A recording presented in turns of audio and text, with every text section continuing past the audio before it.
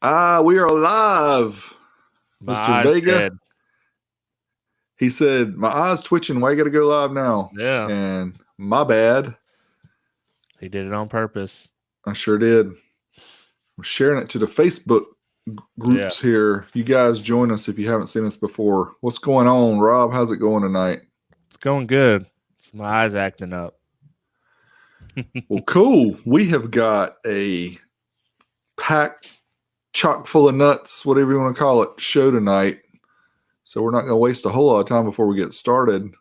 But we did want to welcome everybody back. Those who haven't seen our show before, we call this show 12 Volt Talk, and we talk about car audio stuff. Sometimes we talk about DIY stuff that's not exactly car audio.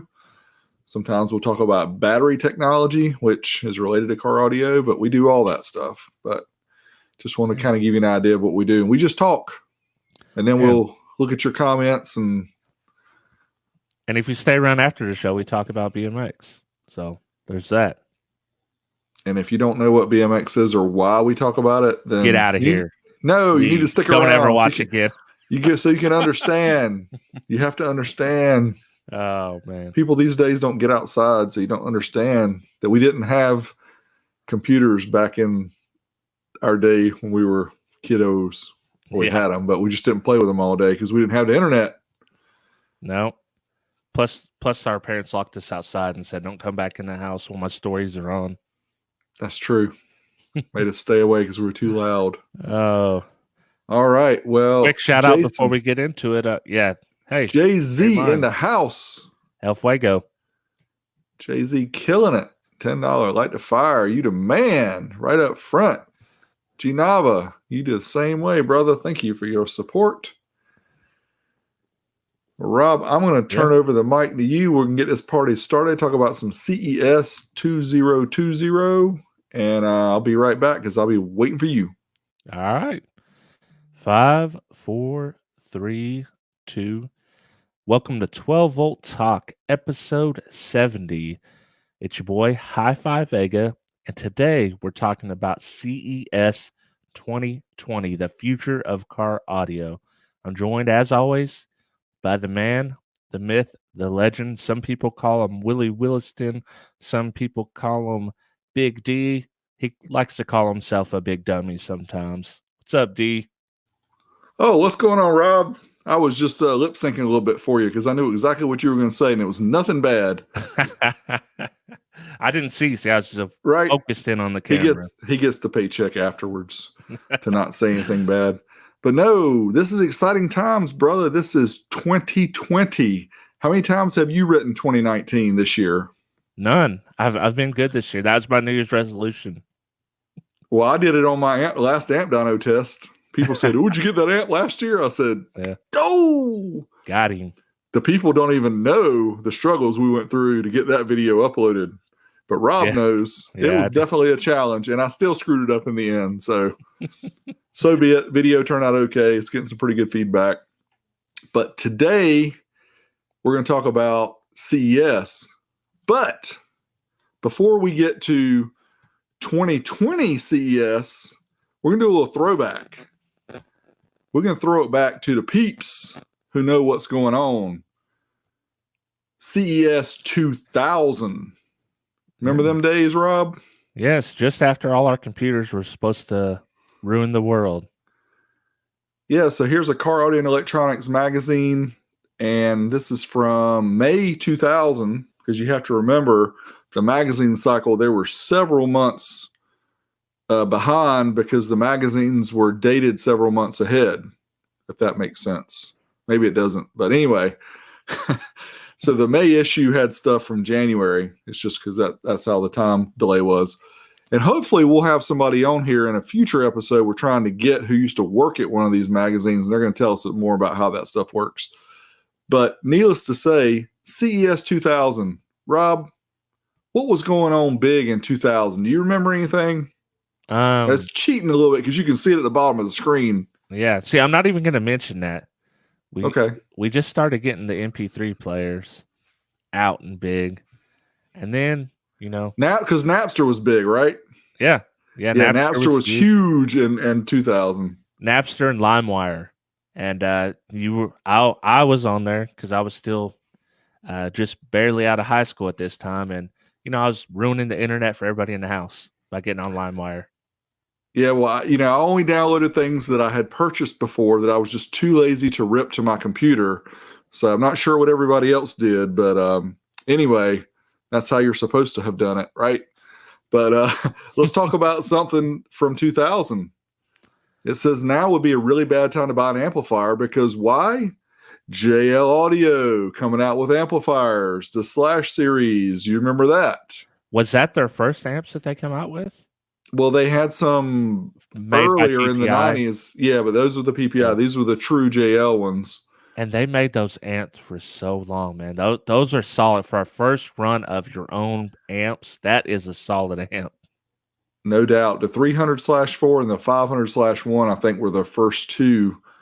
And I think they might have done the 250/2 as well. But yeah, wow. JL Audio first amplifiers, 2000. You guys probably can't see this picture that well, but I did want to go over a couple things. Esoteric Audio, for one, if you can see the picture down here at the bottom, had the real high-end amplifiers at the time. And I don't think they sold very well. It was kind of one of those things that, just came out and whoops, it was a flop. Cerwin Vega's spokesmodel should have sold Cerwin Vega a lot of stuff. I don't know if you can really see that picture, but she's not bad to look at. Sirius Technology, both XM Radio and Sirius showed off their new systems for only $10 a month. You get 50 channels of uninterrupted music from coast to coast. People still pay for that. People still pay.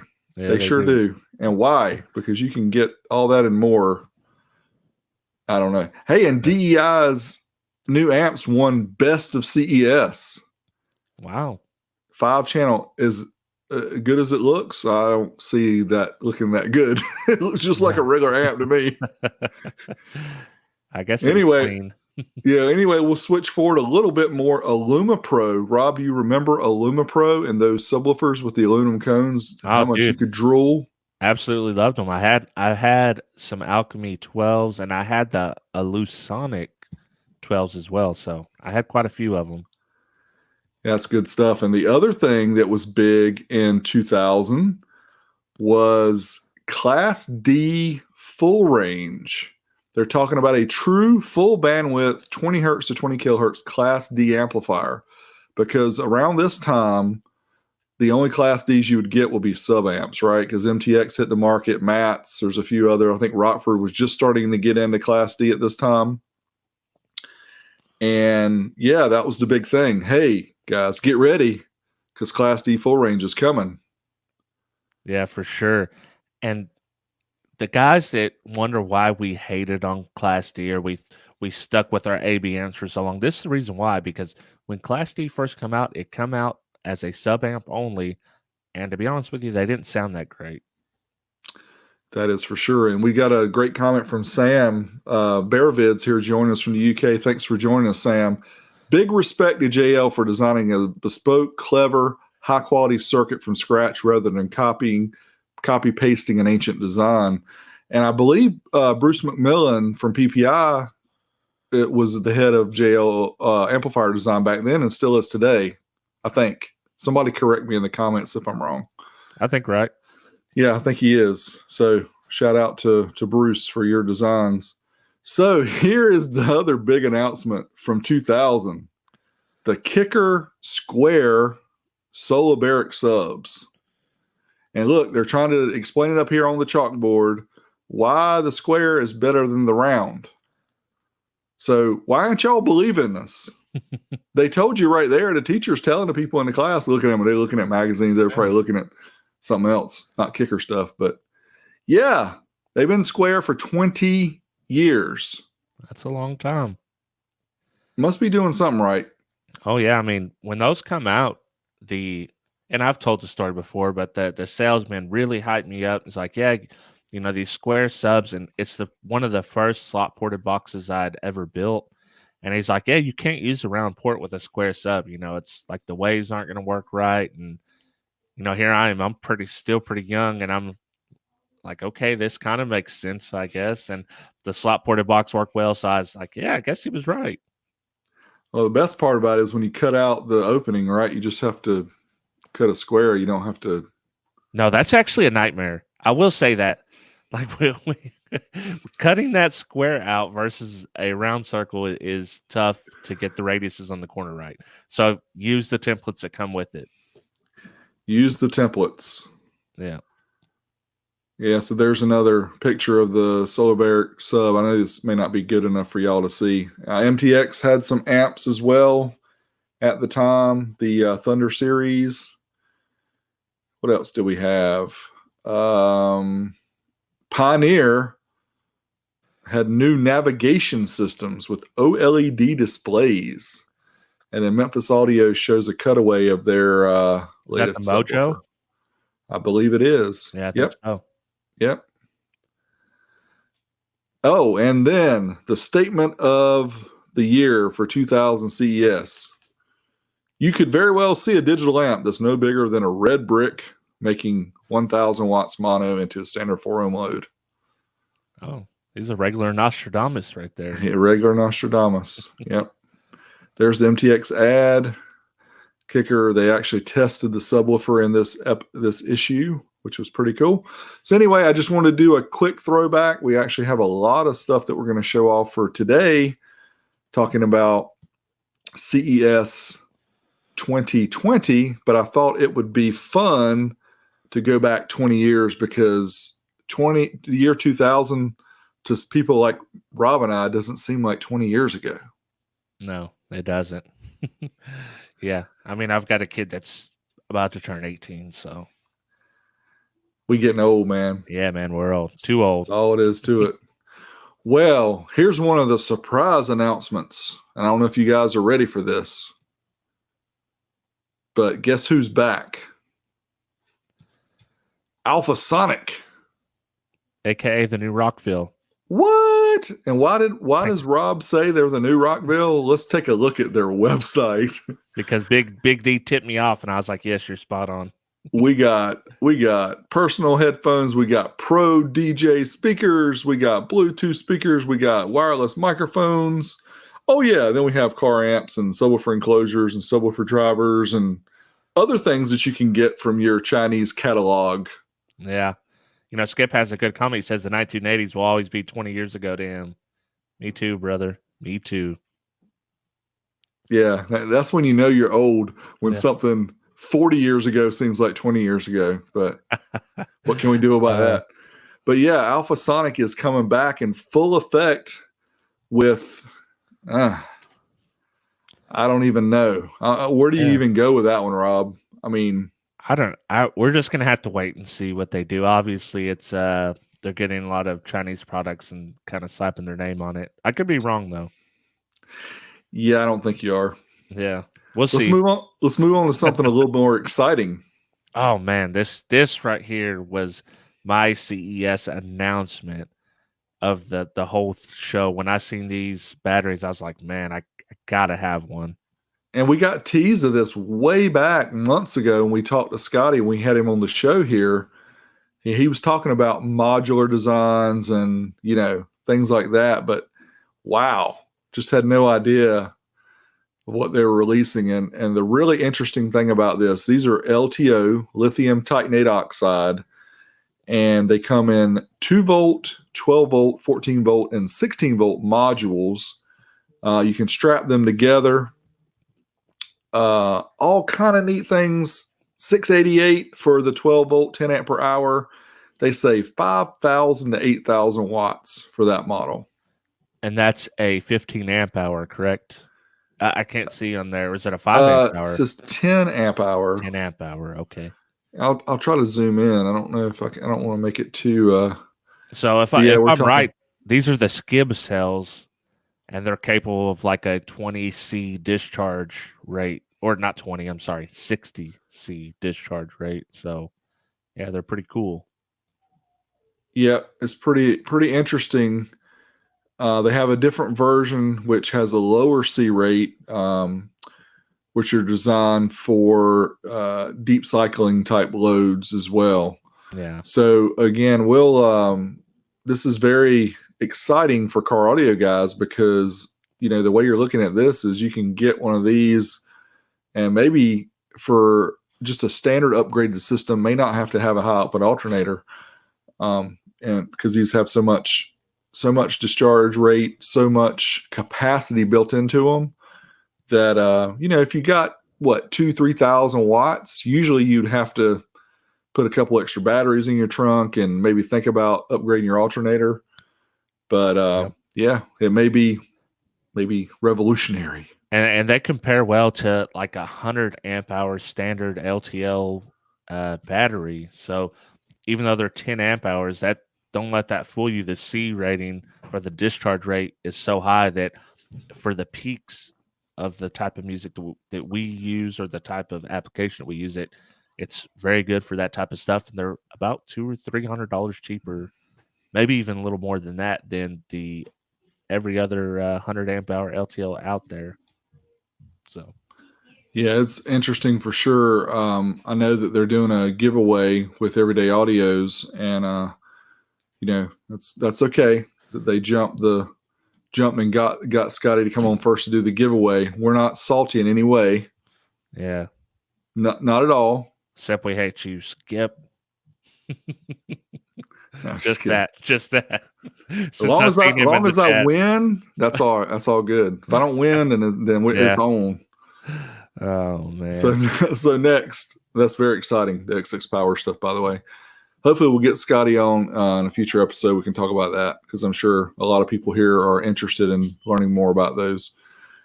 Alpine had quite a few introductions. First off, the Halo 11. I mean, Doug is like, I usually put iPads in the dash. They don't be floating all over the dash and blocking the vents like this one. Look at this. This thing getting hot in the winter and cold in the summer because the air conditioning, the heat be blowing right on it. Yeah, that's for sure.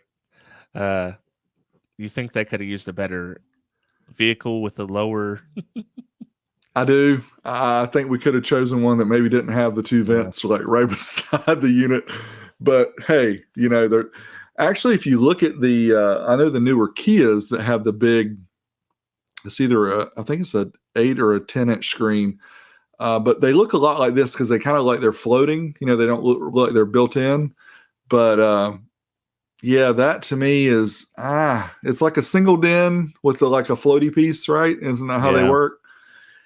I'm not sure, man, because that looks like that screams steal me. Maybe not. I don't know. What do y'all think? The software is going to be bad. That's the problem with these. They're building these big screens because they know people want iPads. People want iPads and tablets because the software is good. The user interface is good, but they're always bad. Car audio manufacturer software is bad. Everyone I've seen is bad. Yeah, I mean, it's hard for them to keep up because they don't have, I take it they don't have the developers like an Apple or Google and Android does with being able to update their software and keep them updated. So Rob's right. I mean, anybody who's used a touch screen car audio head unit, I don't care which one it is, compare it to a good tablet. It's like night and day. It's not even a comparison. So I don't know. Jury's out. I think an iPad works better, but obviously it's a lot more work to get an iPad installed right, unless you send out your dash to have it done by somebody who knows what they're doing. But then you still have to have a head unit that integrates with it. So it's still a lot of work, but I don't know. It's interesting. We'll see how good the sales are. This one, from what I could tell, doesn't have a suggested retail price yet. So I'm not sure what it's going to run, but yeah. Big old fat head unit. Well, and we could kind of jump ahead just for a minute, but they're not the only company doing that. Kenwood, JVC, and Pioneer are doing it as well. And it's just the 11-inch head unit is kind of the new thing, I guess, for car audio head units. Yeah, I'll bring over the screen real quick. The Pioneer one, this looks much better, Rob, than the one that we talked about before that you love so much that had your phone that sat on it. You remember that? Yeah. What did you call that one? I don't remember exactly, but you did. I can't remember. Sometimes I do hot takes without thinking about what I said. Yeah, it was not your favorite by far, but this one actually looks kind of slick, even though it doesn't look much different. Um, hopefully, let's see, it's 10.1 inch or a 9 inch. This one is between $1,000 and $1,200. So again, the software is a concern. It does have 4-volt preamp outs for front, rear, and sub. It has FLAC playback, 13-band graphic EQ. So it's got some nice specs. Well, and I'm assuming that both these will have like Android Auto and Apple CarPlay, which will help, but there's always limitations to that in my experience. There's always some kind of little quirk or something that always gets you. Yep, and so along with that, Kenwood and JVC had 10-inch models, like Rob already said. Now, this is funny to me. So who buys a head unit anymore that has navigation built in? No, can I get some hands I'll tell you out there in the audience? Who does that? Someone we know very well does that. And it drives me crazy. Our boy JDR uses that built-in navigation, and it's terrible, man. I'm like, let's just use our phones. This thing sucks.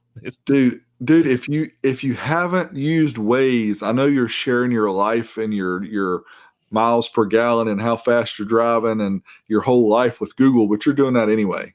Okay. Yeah. If you're not, then you're just not getting the benefit. But Waze gives you the live stuff. It tells you when there's a car stopped in the road. It tells you when there's traffic. It tells you when there's a cop. It tells you everything.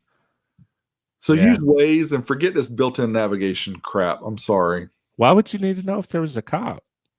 You're not doing anything wrong, are you? Oh, it's because I wave as I drive by. Yeah. Stop by him. Thank you for your service. Yeah, thank you for your service. I buy them lunch or something. Yeah. That's the only reason I need to know. I don't know why anybody else would need to know, but yeah. So what else cool did Alpine come out with? What did they announce? Well, I don't know how useful this is. Maybe you guys who do the installs every day, Dean and Robert Van Hoy and some of the other guys, the KTA 200M, which is like one of those little power pack amps. This one's designed to maybe fit in behind the dash and the radio, whatever. It says 400 watt, but I think it's 200 RMS, 400 peak. So I don't know why they're using 400 here. But this one, they actually gave an installed price of this one for $299. So you can get a head unit. Yeah, just get you a head unit, get you one of these, and then, a small little subwoofer in the back, and you got you a nice little upgrade for, under $500. And is that just a sub amp? Is it a mono amp then? The M is for mono, I'm assuming. Yes, they have a I think they have a multi-channel version already. This is an additional one they added. And they also released a kind of an interesting amp, a 6-channel RA90S. And this one's a staggered. It's not like drinking too much staggered, but it's staggered with 4 channels at 75 by 4. See that? I didn't give them enough time to laugh. I'm sorry. Let me start over. So it's 75 watts by 4 to the main 4 channels, and it's 150 by 2 to the other channels, which also can be 300 by 2. No, sorry, 250 by 2 or 500 bridged. So it could be a 5-channel amp with a 500 watt subwoofer side, or you can use it like if you want to power your mid basses with more power, and then give your mids and your highs with a little bit less. But it's pretty interesting. This one's going to go, the retail price is $599. Your actual going price is a little different. And this is a full size amp, right, Lynn? This is a full size. This is their middle lineup. This is not their X series, the high end. This is kind of right along the middle of the road. But it's high-res audio capable. Yeah. If y'all know what that's about. See, those who remember 2000 remember CD compatible. Actually, that was before 2000, but still, this thing's compatible with digital. Yeah. Well, actually, it's analog, but it works with digital. How many seconds of skip protection does it have? That's what I really want to know. We need that for your MP3s that you burned off a Napster that you don't own. Yeah. I said it. So Hey, what I about did. this wireless DSP 16 channel PXEX09 Yeah.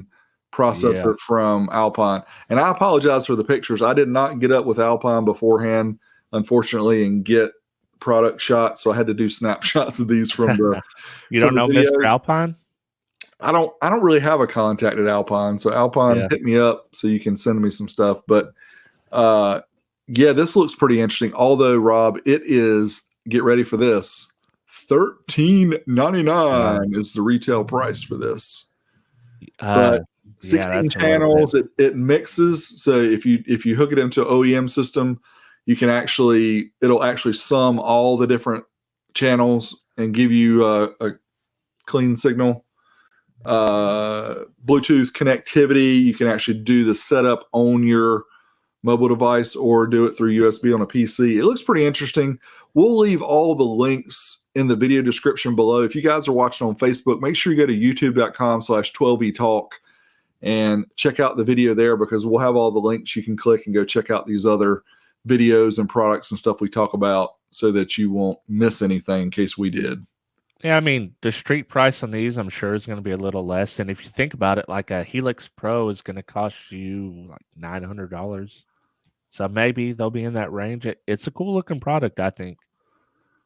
Yeah, I like the idea of Alpine doing some interesting products, kind of like the picture you sent, Rob, and I've got to find it. So hold on, I'm going to stop sharing my screen just for a second All right. so I can find the old school retro throwback Alpine that Oh, Rob sent the over. tailgate? Yeah, the tailgate. Yeah, Did you yeah. guys see that? Oh man, that tailgate is so dope. Yeah, there it is. That is sweet. You think I can get one of those for my 2019 F-150? Yeah, for sure. No, I think that looks like a Jeep. That's a Gladiator, right? Yeah. And they explain in that video all about it, but yeah, it was pretty cool. So the question is, do you turn that? Does it clicky or is it smooth? It's either way, it's better in a push button volume. You said that, and I agree with you 100% because that is the truth. So Alpine released some other stuff too, but again, this is not a show showcasing every product, every manufacturer release. So you guys can go check. We'll leave the video links in the description. You can go see their whole playlist. They released a bunch of different things, including some subwoofer boxes and all kind of stuff. But next up, we are going to show off our friends at Audio Control, and they released these little and I don't know, I should have asked Chris if these are the same size. He's in the chat. Chris, are these the same size as the current models, just with the additional features? Because they look a little bit wider. Let's see if he They if do he's look there. a little wider. Yeah. Yeah, I'm gonna as we're waiting for Chris to reply, I'm gonna pull up the ME Mag article, and we'll see if I'll read through it a little bit and see if I can see. And if you guys haven't checked out these little audio control mini amps, these things are freaking awesome. I mean, the build quality on these things is outrageous. They sound good and they perform.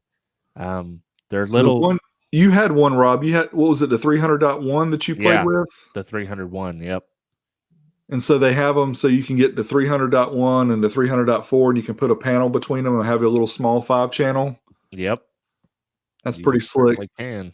So the monoblock one here, the 300.1, map price of $279, the 4-channel $329, and these are designed, let's see, durable enough to withstand challenges in marine and motorsports. So, if you guys have priced wet sounds amplifiers, you know how expensive marine amps can be. So that's pretty exciting, I'm sure, for a lot of people who are looking for amplifiers that can withstand the temperature extremes. Yeah. So check out the ACX 300.4 and ACX 300.1 from Audio Control. But there was something missing in action for Audio Control that I know you're certainly looking forward to, and me too. The what was it? The 500.13? I think it's the LC 5.1300. Yeah. Yeah, what's up? Yeah, but we want to see that. Was it 1,000 watt subs channel? I think it's close to it. It's rated at like 800, but I think it does closer to 1,000. Yeah. And yeah, I mean, come on, where's it at? I know. Why We you need hiding it. it from us? Well, I think they actually introduced it at SEMA, so they didn't really show it again at CES, but they're I think when Dean talked about it last, he said it was going to be March, April. You know, they've got this thing for coming up that'll affect a lot of people called the Chinese New Year.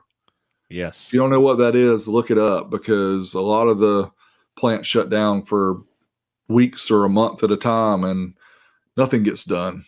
So yeah, could be a we can't problem. do that. But before we get on to one of our most anticipated things, let's talk about Alexa in-car audio. Have you seen anything about it? You know, if you have a cell phone, then your personal assistant is with you at all times. And those who don't know this need to think about this.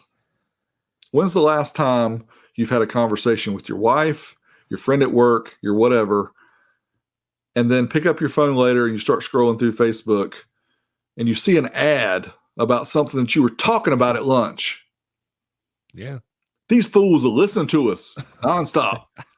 So I'll let you go on and talk about Alexa and why I need to have Alexa. Why do I? Oops, did I say that name? And probably turn on everybody's little thing in their house. The A name. Why do you need A?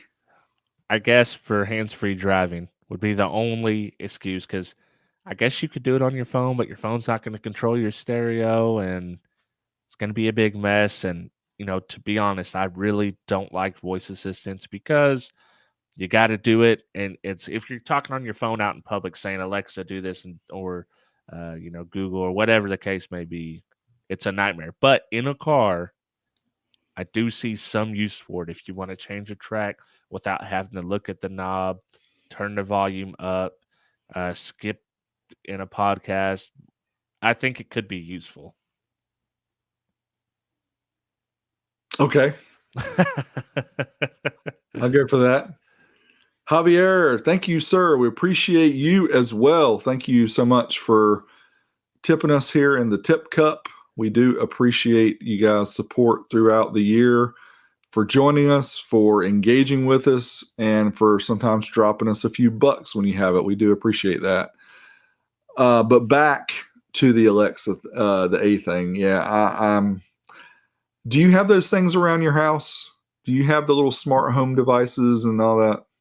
We got my son one for his room, and he rigged his lights up so it'll only work with that. You can't flip the switch no more. So, yeah. Hey, they're going to do it whether you have these or not, because you got your phone on you. So, I mean, I don't really care. And I'm sure that's who it is. What I was giving the description before, you know, about who's listening when you log on to Facebook. It could be Facebook too, but who knows? It always puts an ad up there. They all are. Yeah, they're all listening. But, you know, my thing is I've got enough of them that listen. I will say I haven't completed my review yet on the 2019 F-150 aftermarket, whatever system that I got with the truck we bought. But, dude, I can get spoiled really quick with that Apple CarPlay. It works really nice. I'm pretty impressed with how that works. I haven't played around with Apple CarPlay a lot. I have a Pioneer unit from a couple of years ago, a double den that has the Apple CarPlay, but I haven't put it in my car yet just because I've got too many other things to do. But I will say that, you know, just say, hey, S, because I'm not going to say her name because it's going to turn everybody's phone on. And then just, hey, you do this, do that, and it does everything. So it works really well. So I'm saying with that, I don't need a Lex. Well, no, but one of them. You know, you got one of them, so. Yeah, and I'm sure the ones that use Android Auto, that one works well too. But yeah, so that's all I can say about that. And I'm surprised because I've never heard of the Apple voice assistant working well, in my experience anyways. Yeah, well, I'm not telling her to like wash clothes and stuff, so you know it's not too difficult. Or even look something up on Google for you. Something as simple as that. Well, that's the problem, because you're telling her to look up something on the competitor. She's like, I don't think so, Rob. You might as well step on back. Tell me to do something else. So what the second biggest product to me, I know it's probably somewhere in the first few. What are we talking at? What are we looking at? Oh, is this a drum roll, please? Yeah. Let's hit. I guess I need to pull it up. Yeah, let's see it. Let me pull it up and then I'll show you guys. So you got to be eagerly anticipating what I'm getting ready to show you. I was trying to think of some kind of thing I could hum to make it, but the Jeopardy theme was the only thing I know how to hum off the top of my head, so it wouldn't have sounded right. Is this what we're talking about? Boom. Boom. Can you literally say boom? I'm zooming in here so you guys can see it. Man, that is the so Kicker L7R quad box, 4 12-inch L7R subs and slot ported box, 2400 watts RMS. And I think it said somewhere it's tuned to like 32 hertz, something like that. Let me see back. Go back to what I see inside that thing. Oh, look at that. Yeah. Baltic birch, 7-layer birch construction, thick internal bracing. Dude. That right Baltic there. Birch. The subs alone are $300 each. And you're getting a Baltic birch enclosure for 4 of them.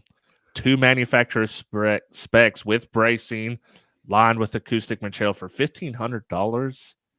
I mean, absolutely insane. The thing that's blowing me away about this is if you're a bass head and you got an SUV, you got room for something like this. Save your money up because Kip comes in with the 31 hertz.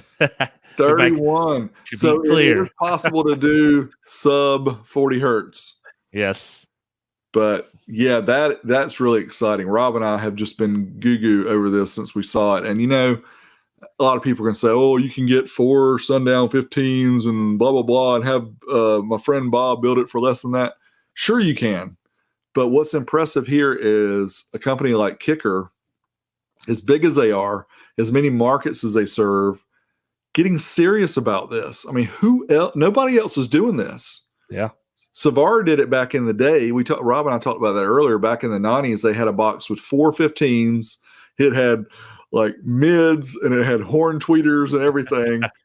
And it was just, I don't even know where that would fit in back then because nobody had a car big enough to fit that box with 4 15s in it. But this one, with all the SUVs that are sold today, all the kids, that are going to spend, the parents are going to spend almost as much buying video games for Christmas. It's like, yeah, that's pretty interesting and exciting. Yeah, I mean, and I completely forgot about the Savard, the first factory prefab to break 150, and that was on a mic. Could this be the next one? Like you said, could this be the next one to break 150 from a company prefab? Yeah, that would be insane. But yeah, wow. Anyway, maybe we'll have some future material about that. But I'm excited to see more and just to see the feedback because the community sometimes is tough on Kicker because they have so many different products. But Rob and I, we will say this now. We've said it before, not just because Kip is in the room, because we love Kip too, but the experience of going to that place and seeing all the people there and the enthusiasm and everything, it put them on a whole new level for me. And I've talked about that before, and I'll probably talk about it again. So if y'all have heard it and are tired of it, then just deal with it. But that is exciting, right? And that's what we need in car audio. We need exciting things because car audio is kind of fizzling away otherwise, right? Yeah, for sure. I mean, this is a showstopper to me. I mean, it's something to put out there. They might not sell a ton of them, but who knows? They might sell quite a few of them. I'd love to have one. Like you said, it would fit right back at the Suburban, and it's just cool. And I mean, plus it's got a curved port at the front. Who doesn't like that? Yeah, it's super, super cool. But anyway, hopefully we'll see more about that coming up. I did want to quickly go over some other stuff, and I can't get the screen to come up because I'm a big dummy. There we go. So they had some other products, the Key 500.1, which is similar to the Sundown 500 watt amp that I tested recently as far as power goes. It's auto EQ. It's got some auto things. You guys know about the Key amps. If you don't, look them up because they do a lot of things for you automatically. 50x4 version. They have a key lock, and that's just a low output converter, but it does all kind of other fancy stuff. The underseat sub, I'm not sure how, and I should ask Kip how well these things sell, but those are pretty interesting now because of the slim subwoofers that are available. Something like this with a 180 watt amp is probably pretty decent, in most cars that have the room to fit those. Yeah, I'm sure it's better than a factory sub in most cases. Yeah, sure. So, and there's of course, the Quad 7. The other thing that was very interesting is they came out with a lot of the boxes that have the active driver and the passive driver, which for us old school guys, we remember way back when, I remember the early days of Kicker that had the 10-inch passes underneath the bottom of the sub, the 8-inch on the front, the horns on the side. With a 50 watt amp, you were like, wow, this is really loud. It thumps. But, these days they're using the technology to make the boxes smaller, and just kind of exciting to see that. And they're selling the passives separately now, Rob. Yeah. I think they're ahead of the curve on this because passives are starting to come back.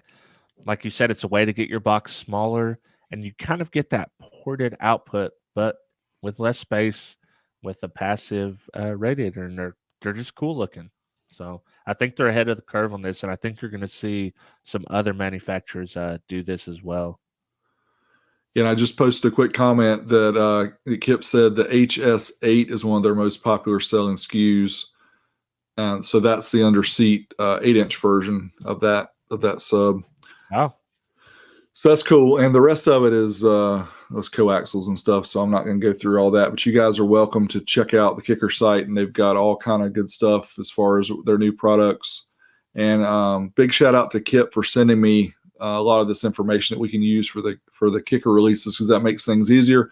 If I wasn't such a slacker, I would have contacted all the other companies. I did contact Chris at Audio Control. He sent me a picture that I needed. But yeah, that's my bad. That's not making anybody else here look bad. That's my fault. It was just easy because I was talking to Kip anyway. So thanks for sending those. Wow, that's really, Rob, all that we had on our list. What did I miss? I'm pulling up something up right now. I want you guys to see. It's not on the list, but I seen it earlier and it was brought up in chat. I'm hoping I could find it. All right. Here we go. Let me share my screen so you guys can see what I'm And I remember there was one other thing too. I remember that that just came out late. All right. Can you see this? Savard is tinkering with making their own factory enclosures again. So preloaded enclosures. This one has the high Q8s. Pretty cool. But check this one out. This is the one that's interesting right here. This is a stack fab dual ported enclosure. Let me mouse over so you guys can check this thing out.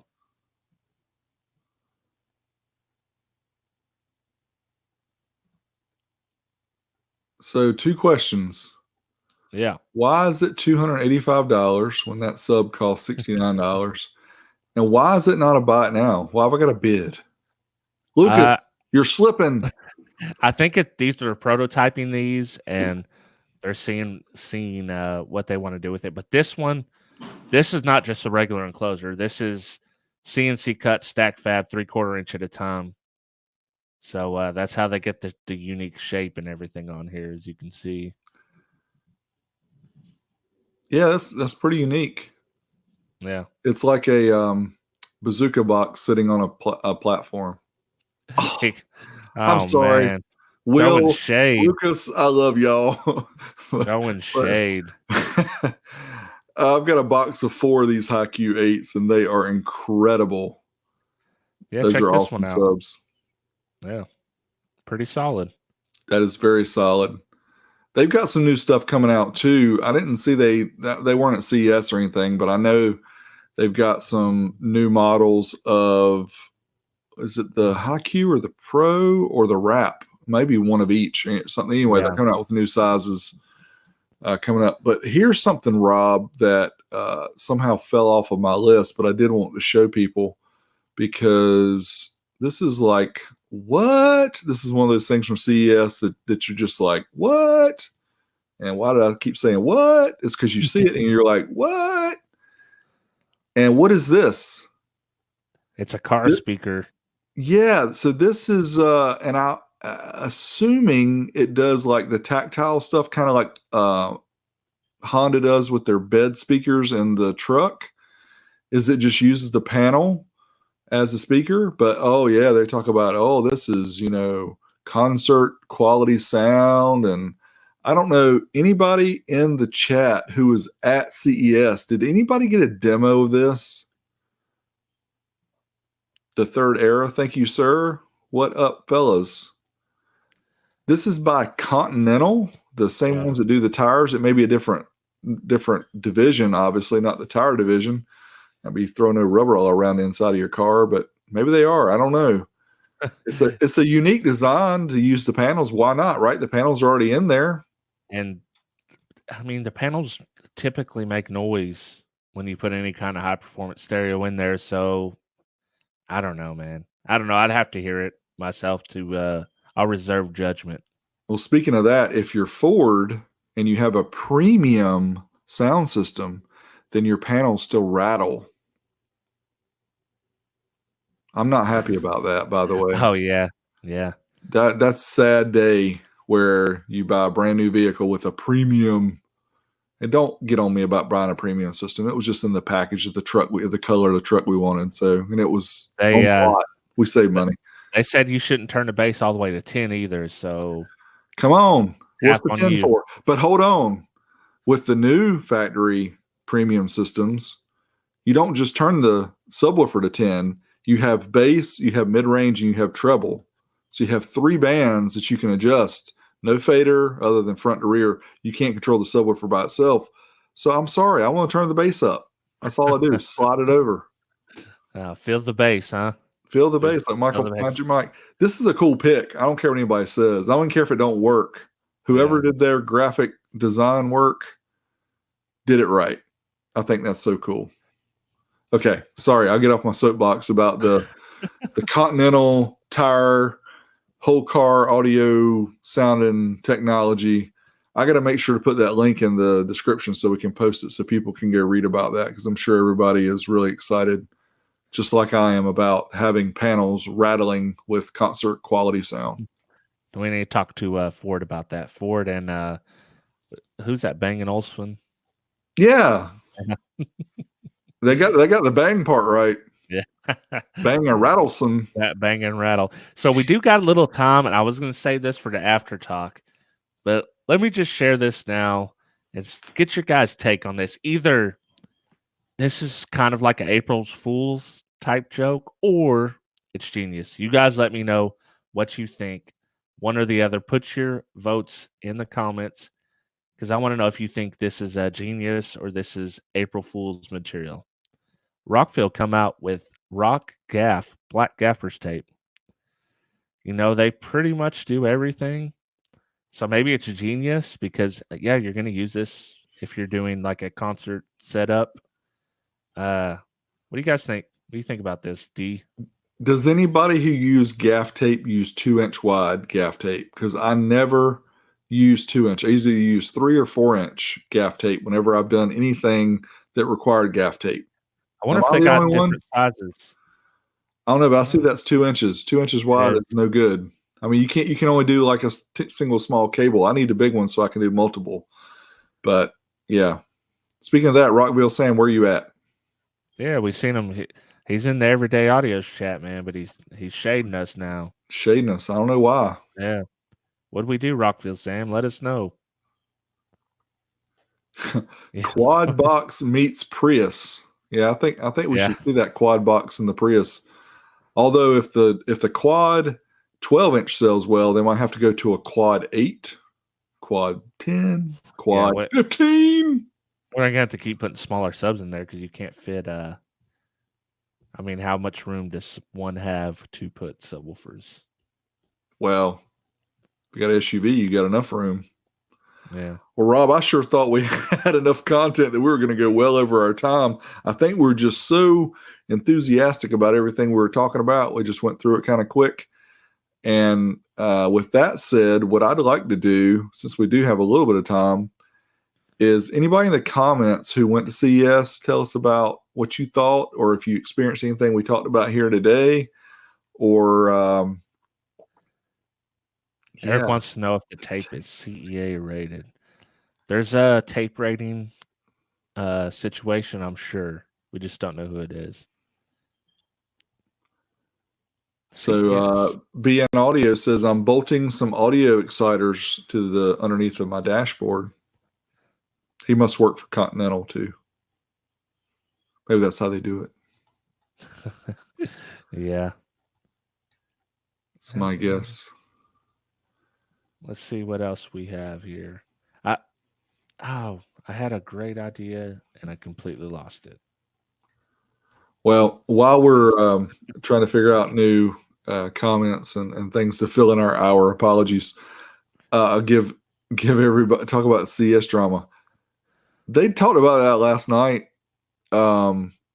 Everyday audios, and you can skip to about 2 hours and 15 minutes or whatever, however far they went to before they started talking about it. You're slinging arrows tonight, aren't you?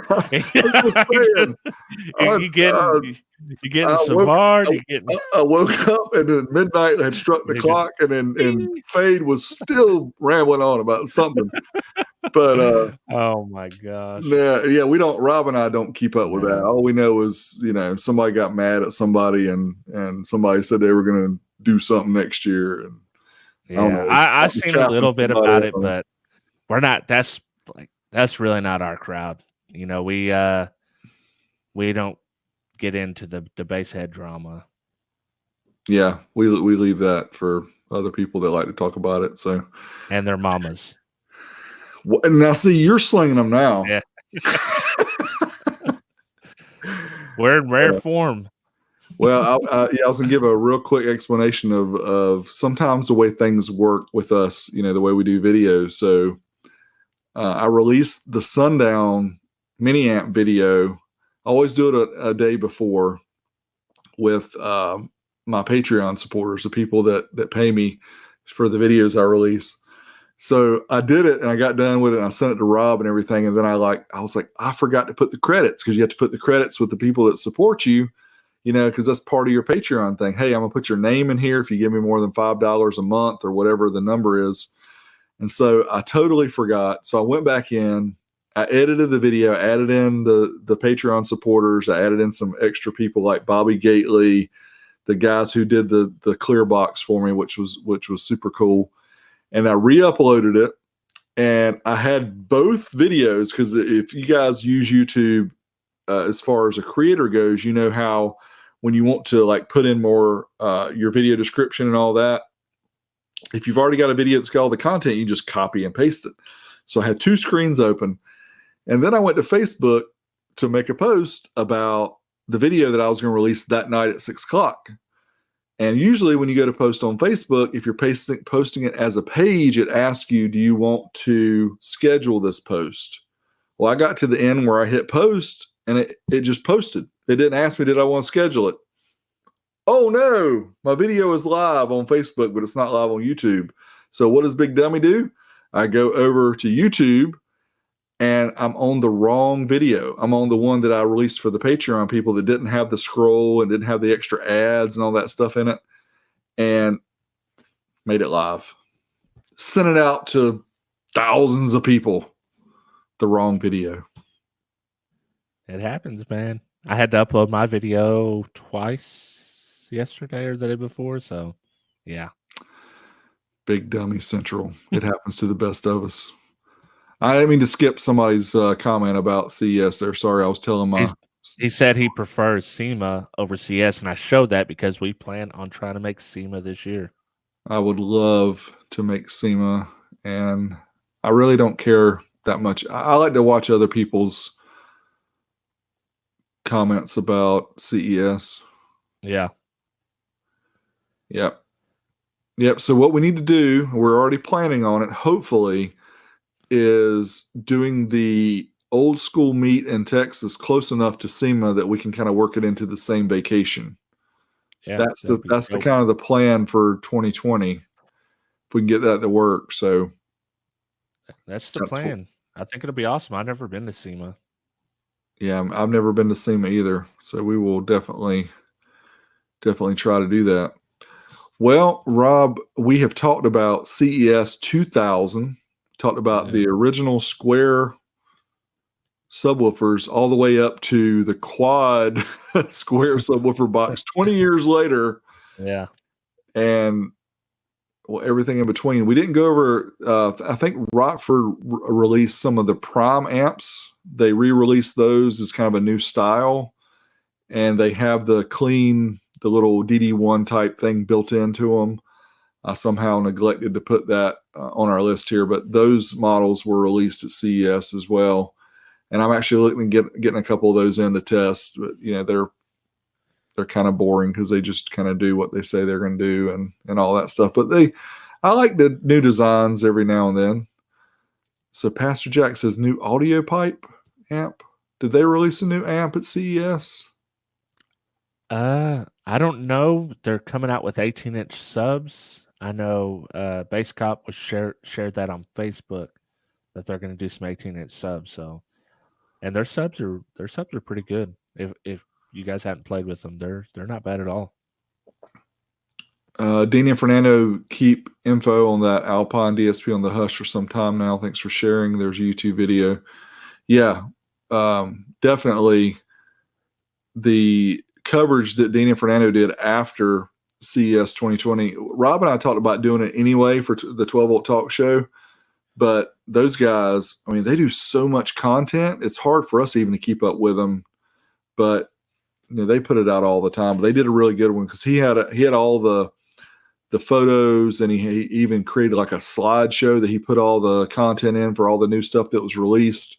And I think that went on for like an hour and a half or something. So you can check 5-Star Car Stereo on YouTube, and they've got a much more detailed video about the CES 2020 releases. But they didn't talk about CES 2000. No. What's up with that? So get extra content. One final arrow sling. One final arrow sling. So why don't I read off the super chats and we'll get into amps and ramps. Sounds good. All right. Start off with our boy, Jason Zemer, a.k.a. El Fuego. Appreciate it. Gene Nava. Javier. I don't know how to say your last name. Sorry. The Third Era. Appreciate it, guys. Means the world to us. We do appreciate you and everybody else who joins us every week or every other week. However, Rob, we have a little bit of news to tell people before we get into the after show, because we are breaking our rule. We're going back to back. That's right. Next Wednesday, we have a special guest from Rockford Fosgate joining us, Mr. Eric Russell. He will be here next Wednesday. And then we're trying to get another person for the following Wednesday. He's not replied yet, so I'm not going to call him out, but he is in the chat. But maybe we'll have another one. So, in other words, you guys ask for more content. I don't know why you want to see a big dummy more, but we'll give it to you. We're going to do back to back at least 2 weeks, and we're going to try to do 3 in a row. And then we're not going to do anything for like 6 months. Then we're going to go on vacation. All that money that we made, all them super chats. Y'all think you're buying us coffee? You're just buying us tickets to the Bahamas. Yeah, we bought lottery tickets. I need to get on a treadmill to get rid of some of this right here. all that Christmas food that I ate. Yeah, we got to work on that. Yeah. Definitely. But anyway, so just letting you guys know, you've asked for it, you begged, you pleaded. We're really excited about getting Eric from Rockford to come on. He's been with Rockford for 25 plus years. So I know he's going to have some fun stories to tell us. He's done their website and he does their videos. it'll be very fun to talk with him. So we're going to do that next week. Cool. So we out of here? Or? Yeah. So those who are watching on Facebook, make sure you go to our YouTube channel. It's youtube.com/12vtalk. Subscribe to us, get the notifications, all that fun stuff. Our YouTube channel has not really been growing at the rate we kind of thought it would, but Rob and I have got full-time jobs. We have YouTube videos we're trying to make on our main channels.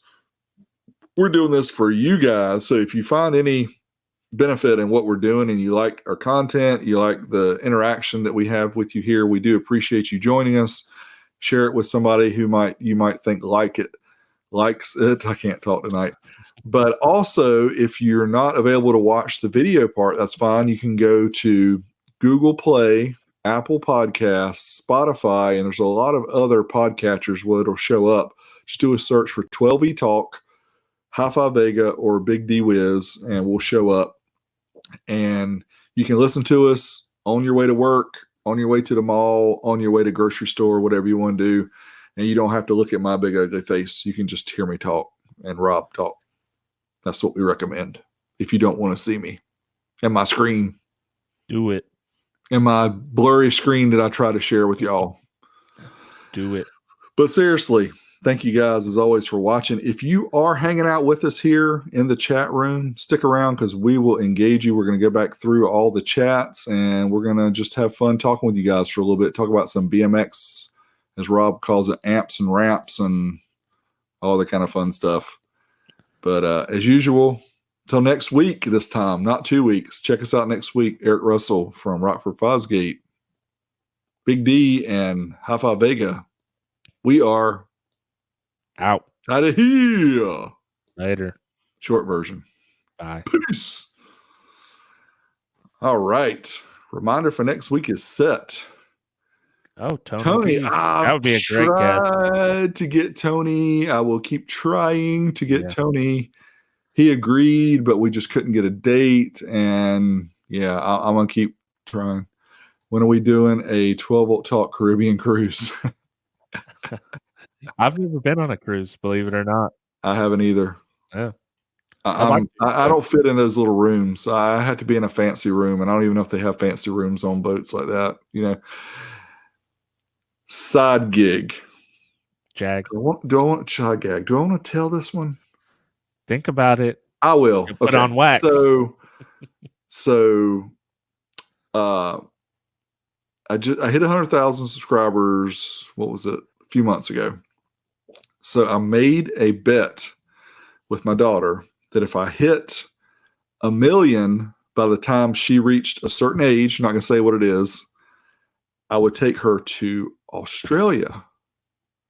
Okay. Because that's where she wanted to go. Well, then we were watching some stuff on TV. She's been fascinated with this whole Titanic thing. I think they've been doing stuff at school about it with history and everything. They are doing another journey with a replica of the Titanic here in like 2 years, I think, something like that. We looked it up. I don't remember the exact date. But anyway, we looked up the ticket. You can already buy the tickets and everything for it. It was cheaper to take that cruise on the original path of the cruise of the Titanic on the new Titanic than it would be to go to Australia. So I'm kind of like, either one would be cool. I'm never going to make 1 million subscribers by then, but it would be fun. But that's kind of a fun little comparison because you got to think about people say, why would you want to do that? Oh, it's going to sink again. That's probably the safest cruise you'd ever be on. You hope. Because there'd be helicopters following you. There'd be life rafts. But so that's my side gag jig, whatever. Started there walking Little Caesars with the stream on, and local basehead said he'll check out 12V Talk.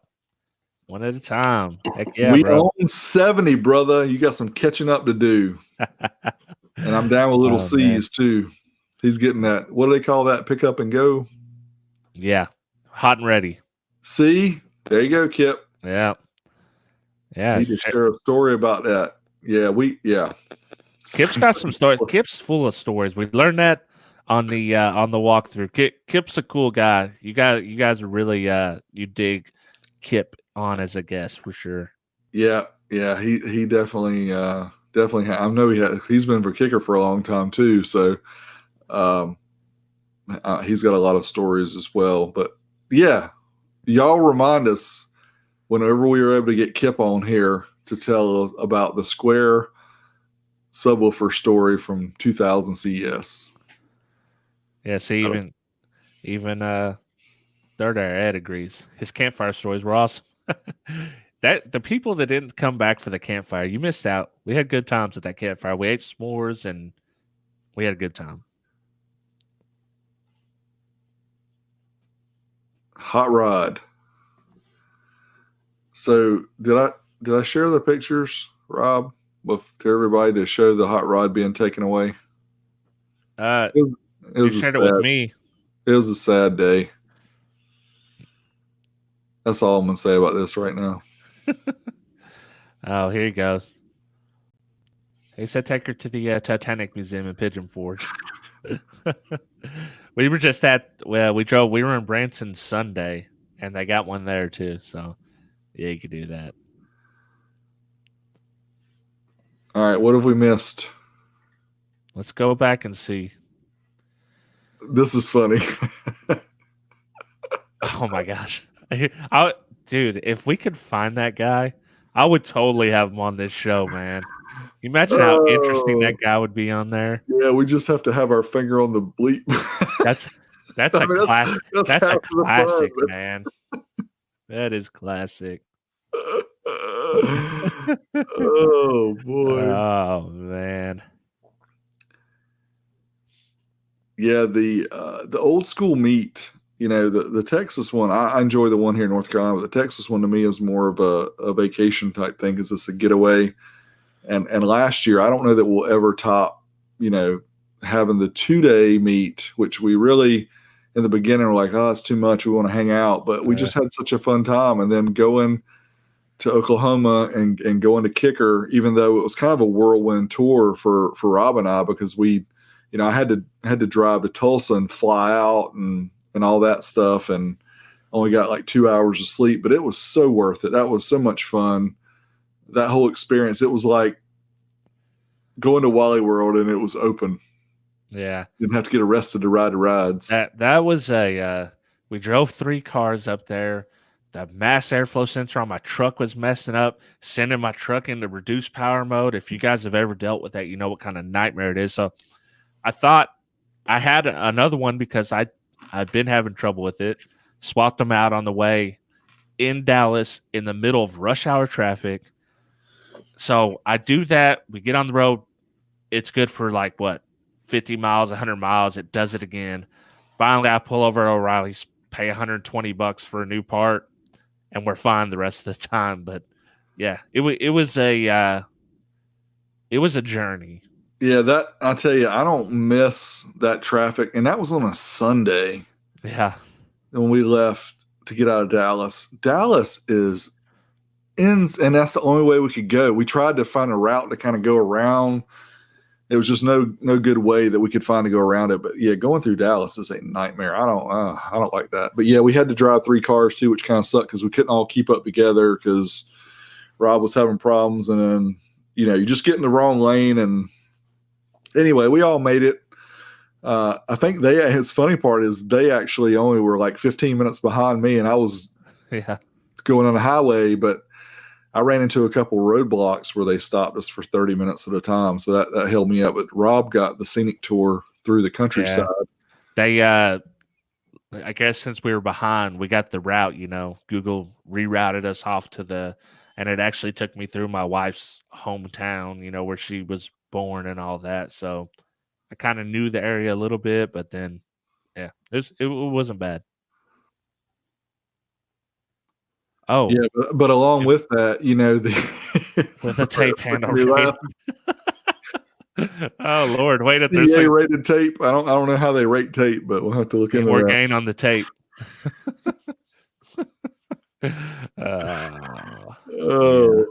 But yeah, Rob mentioned the the after hours, if whatever you want to call it, of the OSS meet, the one in Texas. We went out and had dinner, and then some of us came back, and the place where we have the meet is like a farm, and it's got a neat little area where they have a fire pit. They have a pond where you can go fishing with a pier and everything. More stick on the tape.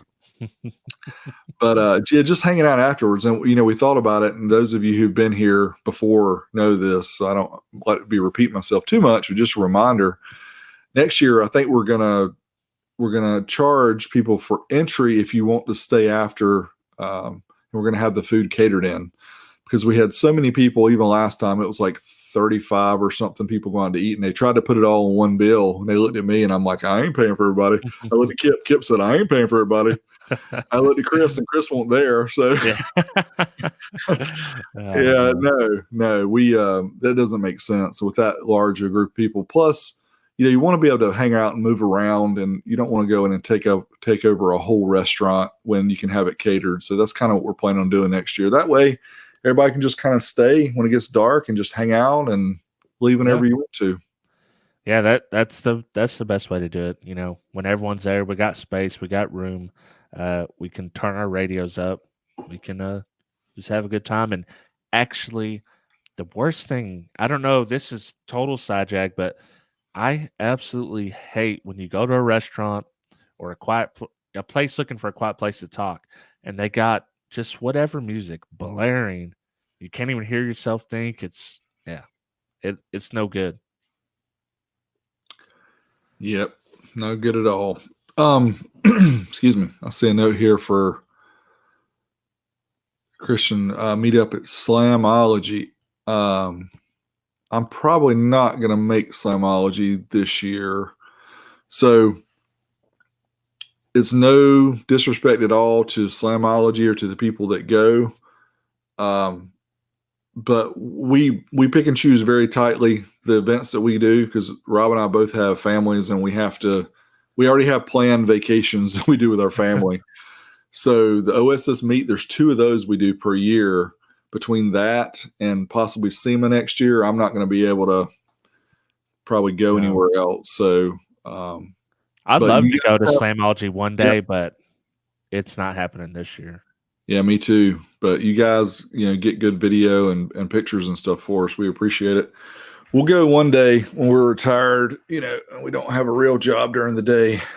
The cool kids go to Slamology anyways. EXO's usually there. Yeah, we're not cool enough. JP's there. All those guys are there. Don't need the old guys. Yeah, exactly. we don't offer anything useful. Mongoose with the crazy mag wheels. Yeah, for sure, man. Did y'all see my Haro, the green master? Yeah. I don't know if they saw it. You didn't show it on here. I've seen it. I'll see if I can share it. I'll see if I can share it give me a second here. But it's funny because when Kip and I were talking earlier today, we were talking about Haro and how Walmart kind of destroyed them. But they're still doing some kind of good stuff. Let's see here. Let's see if I can get it shared to my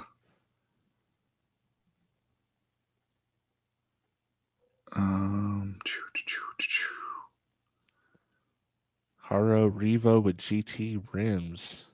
I don't, it's the funny thing too, Rob, is I posted a video about the wheel covers on my Haro, and people called us some other kind of bike, and I looked it up, and it was one that actually came with the wheel covers. Mine were aftermarket. They were not before market. They were aftermarket. Sorry, I had to go there. But always threats, man. I know. You're forgiven for it. It's a disease, and you can't help it. Never. Just quick-witted. What can I say? Except David says he hooked us up with a 12-volt talk booth for cheap. Oh, look at that. There we go. Like how cheap? Like a couple $100. 25. Yeah. 75, 95. We just need enough space for the 2 of us to stand. Dee's a little bit taller than me, so he's going to need about an inch or 2 taller height-wise. There it is. The So green machine. I know people are asking, why would you do 2 different color mags? You know why I did it? So people would ask, why do you have 2 different color mags? Just got to be different. There's another reason too, which Rob probably knows it, but when I wanted to see which color I wanted to go with. Pretty sure I'm going to go with the white, but the brake pads on the rear were black, so I didn't want to muck them up. Now this is a 24 inch, and those who know the size of bicycles, I'm 6'4". 24 inches, really not big enough. I need a 26 or a 29, but it's definitely much more rideable than a 20 inch. So I need to get higher handlebars. Unfortunately, these are green and it's impossible to find them. But this is a throwback to those who don't know, what's going on here. This is a throwback to 1986 Haro, and this is a Dennis McCoy version. Dennis McCoy is like 52 or 53 years old and still rides competitively, which is incredible. But it's a pretty good job. The couple things that I don't like, they didn't do the dropouts in the rear for standing, which the original Haro Master had, and on the front they didn't do anything with flip down pegs or anything, which the original one had. So other than that, like the color, the graphics, and everything, it's kind of cool. But yeah, I know some of you guys don't understand. You need the white wheel and the white seat and white pedals. Yes, yeah, I'm thinking of blue pedals. Yeah, but definitely a white seat and probably a laid back for sure. Oh yeah, blue pedals will look good too because the tires. Yep. How hard are those tires going to be to find if you wear them out? They're not that bad. I mean, not. they're SE Racing, which does all the rippers and stuff. They have 24-inch version rippers, so they're not too bad. I just seen a very good question here. Why are home amplifiers rated at such low wattage? I can't find one to push my Savard Vegas at 400 watts RMS under $4,000. Wow. It needs the iNuke.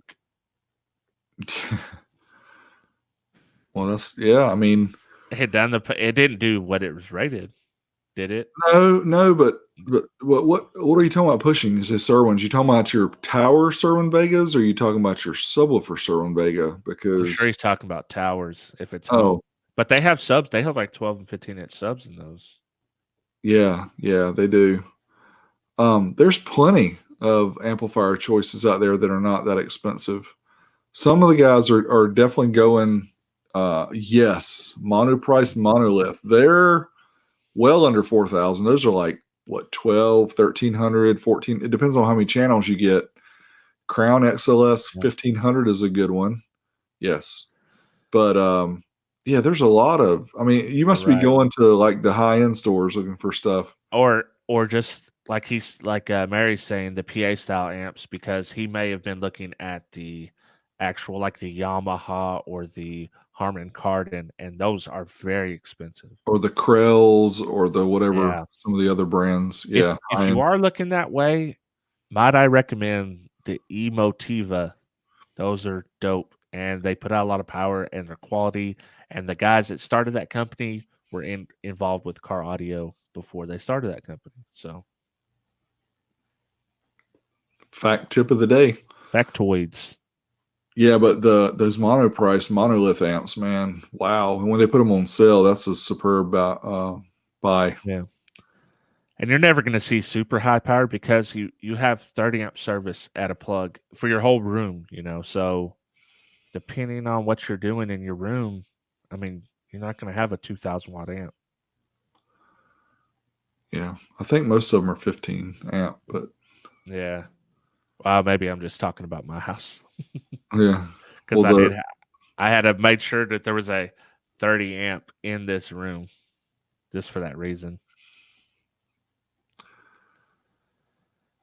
Outlaw Audio, Kip says. Yes, Outlaw Audio is another one. Oh, here you go. Oops, I done overrode you. Nah, that's cool. You click again. The Proton. Boy. Those ones look good too. That's a lovely thing. That one you got is sick. Oh my gosh. Do you use that one? Not right now, I don't, but I want to use it for sure. It's actually wrapped up in cellophane and protected, because after I changed out the lights and everything, that thing looks brand new. Yeah, that thing is sick. It is nice. It needs to be a jewel in the middle of your home theater setup. Just Yeah, I mean, yeah, it would be cool. It's kind of like we talked about having the VU meters just sitting there, just kind of yeah. just the meters going without anything else. But yeah, So yeah, you've been 15 to working on it? 20 amps Yeah, for 15, 20. 110, and then 30 amps the 220, 30 and 50 amp. So yeah, what you got going on? That your most recent video of the top 10 subs under $100. That was a great idea, and I enjoyed that. Yeah, let's see. I haven't got too much blowback. I was really expecting it to get some arrows shot my way, but yeah, not yet. So if you guys got them, go ahead and shoot them a comment on that video. But yeah, it was I don't know what made me think of it, but I was running out of ideas, and I said, hey, why not? It's always tough when you make video content. You don't want to get stale. You don't want to do the same thing every time. That's why I get in a time frame when I get tired of doing amp dyno videos and do other things, and I come back. But yeah, you always want to try something different. And a top 10 list of anything seems to usually do really good. But a lot of people ask, hey, what kind of sub can I get for under $100? And Yeah. there you go. There's 10 of them. Take your pick. They're all really good choices. And there's so many. That's why I said people throw their choices in there, because there's a lot that I just simply forgot about. Like the SoundCube 8, the HDS2 8, fantastic sub for under $100. So there's plenty of them. So scroll through the comments when you watch the video and see what everyone else's pick was. Outside that, I've been working on my test bench. I'll give you guys a little sneak peek because it's right over my shoulder here. I could turn the camera a little bit. Oh, yeah. It's not done. I need to put the shelf on, and I had some issues with my lighting. Originally, I tried to use a shop light, a 4-foot shop light, and I had bad flicker, and so I had to wire my video lights up there. So yeah, getting that going. So see, if it would have been me that built that, I probably would have done the 2x4s the other way with the sharp point on the bottom. So when I stick my head on, yeah, yeah. I don't know what made me decide to cut that in there. I just thought it maybe kind of looked like a terrace. Thought it might look cool on video. I'm gonna put a shelf up there eventually, but I didn't know what kind of wood I wanted to use. So that's cool. Well, I've been doing some work in my work area as well, and unfortunately, right now a lot of things are torn apart. I wanted to create a new filming area, which I've talked about. So one of the corners of the workspace is going to be for filming. Haven't decided if I'm going to do a green screen yet, or if I'm just going to do a true old school background, or maybe the wall of shame, the amp wall of shame. I haven't decided exactly what I'm going to do yet.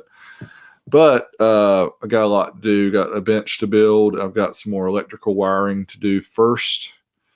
Then I got to put up some OSB on the wall, and then do some painting, and then build my bench. And yeah, I'll get to it when I can. So it's unfortunately all the time that I had allocated when I was off during the holidays was used organizing stuff. And as usual, when you have a project, at least for me, I have a idea of making it to 100, and I get to like 40% of what I want to do. That's how it always is. You plan this, and yeah, there's a lot of times where I have a big plans, and all of a sudden, wife's like, "Well, we need to do this." Oh, since you got time, let's do this. I've been asking you for 6 weeks. That happens to me as well. I forget that we have a planned event to do on the weekend on a Saturday or a Sunday, and it takes away. But hey, that's what we're family people, so that comes first anyway. Yeah. Do you run I'm running a power supply. Power supply right now with just regular AGM. Actually, not even AGM, just a regular cell batteries. But I do want to get some lithium on there at some point. I need to. I should have some lithium for you because I've got those LiFePO4, the red ones. Oh yeah. I should have enough of those probably to do something with because I'm probably never going to use them. I bought them to use them, but then got all the LTOs and then possibly getting one of the Titan 8s or a few to do the test bench. I don't know. I got to talk to Excess Power and see if they're interested in helping me build up my test bench. And if anybody knows what I can do to my garage door, because it rattles like a mother, and I've seen the videos where they put the panels in there, like the foam panels, but I don't know if is the foam going to really stop the rattling, or do you have to be careful with the garage door. You don't want to add too much weight with sound deadening stuff because then it stresses your motor and you got to tension your spring and all that. So what do you guys do? Does anybody know? I mean, I guess it'd be too heavy though. Sound like regular, like car audio sound. That's what I was thinking. I think it's going to be too heavy to do that. Yeah. Kip chases rattles in his car and home on a regular. Yeah. That's yeah, I thought about, because I'm wanting to run that Kicker XS 1200 in the Suburban. So I thought about picking up some headway cells, just a small bank of 8, because I only have 145 amp alt. And even with this low power that I do now, if I'm really laying on it, the lights will start to dim, and you could tell it's putting a little bit of a strain on the system. Yeah, well, this last video I did, it seemed like the garage door was rattling a lot more than it had in the past. I'm like, that little 500 watt sub is not doing what a 2000 watt. 500 watt amp is not doing what a 2000 watt amp would do to that same sub. Boom. Just problem solved. Yeah, neighbors love me when I do that. Actually, it's funny because I see some kids right up and down the street bumping their stereo. I was like, no, I can't do it. Because then it'll be like, what was it? Mighty Car Mods, those guys down in Australia. Yeah. They started getting real popular, and then people would stop by their house and they would like interrupt them as they were making videos, and they couldn't ever get anything done. So they had to rent a space to do their videos in. Yep. I'm in a hideout spot, man. Nobody don't need to know where I'm at. Yeah. It's 123 Lexington Drive. Yeah. 123 Old School Road. Noiko Killmat sound deadener from Amazon. Don't need full coverage to make a big difference. Maybe somebody in the chat room knows somebody who does this that can recommend a product that wants to get their name on a YouTube channel. Have you ever tried like just some cheap foam, the little 1-2 inch foam? I've seen the videos where they've done it. I watched them, but that's just insulation. I don't know if it keeps things from rattling. You know, we have a unique problem here with car audio. Yeah.